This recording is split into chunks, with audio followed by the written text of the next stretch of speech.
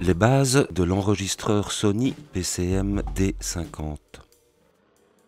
Vous trouverez dans le kit enregistreur Sony un enregistreur Sony PCM D50 avec comme accessoire une bonnette, un micro d'interview, ici le Sennheiser MD21, micro dynamique et omnidirectionnel, la bonnette du micro, le câble du micro, un casque d'écoute, une suspension, 2 chargeurs de batterie, un câble USB, ainsi qu'une fiche technique qui reprend les fonctions principales de l'appareil. Ce tuto ne va pas détailler toutes les fonctions de cet appareil, simplement comment enregistrer convenablement des sons pour pouvoir les éditer dans un logiciel de montage et de mixage.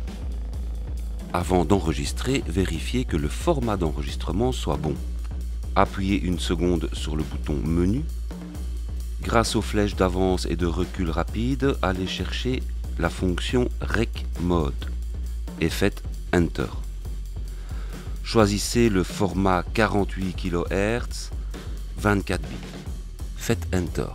Vous pouvez en profiter aussi tant que vous êtes dans le menu pour formater la carte et comme ça démarrer des enregistrements sur une carte mémoire vierge. Il y a 2 possibilités d'enregistrement, l'enregistrement en stéréo ou l'enregistrement en mono.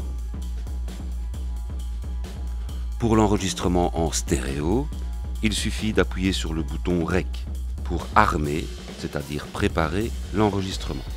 Le bouton REC devient rouge et le bouton pause, orange, clignote. À ce moment-là, 2 choses se passent. Les vues-mètres sur l'écran s'activent et le son arrive dans le casque. Placez-vous à la bonne distance de la source et pour cela je vous conseille de regarder les tutos sur les plans sonores. Une fois à bonne distance, vous devez régler le niveau d'enregistrement. Il faut, grâce à la molette située sur le côté droit, faire en sorte que le son atteigne au moins les -12 dB sur l'écran. La graduation sur la molette a peu d'importance, sauf qu'il faut éviter de dépasser la graduation 9, il peut y avoir à ce moment-là du souffle qui apparaisse. En son, on travaille toujours le plus fort possible pour avoir une bonne qualité sonore, sans atteindre le maximum, pour éviter la saturation. La saturation qu'on ne pourra pas enlever dans le logiciel.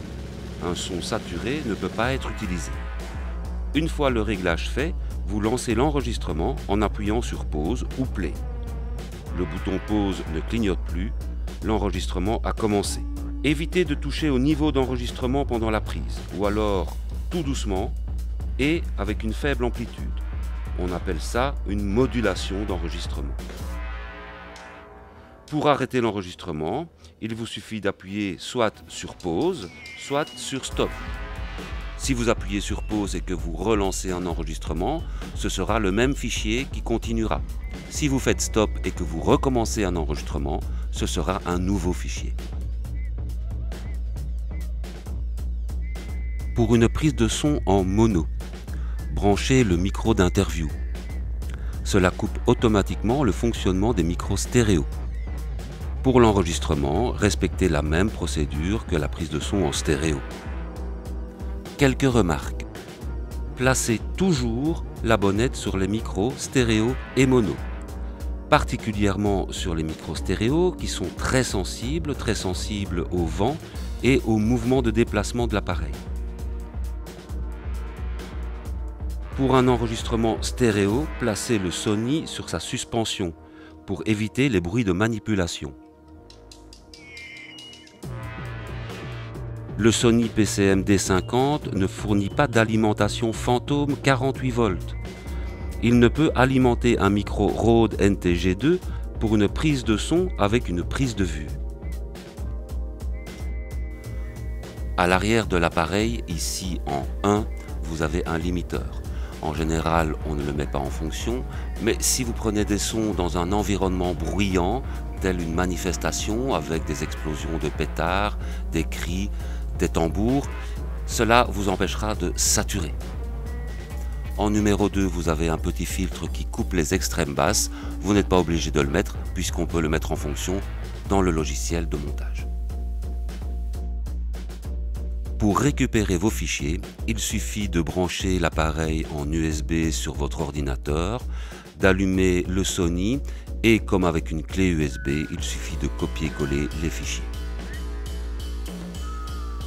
Et enfin, une fois toutes ces opérations terminées, rien ne vous empêche d'une part de reformater la carte et de recharger les batteries pour l'étudiant suivant.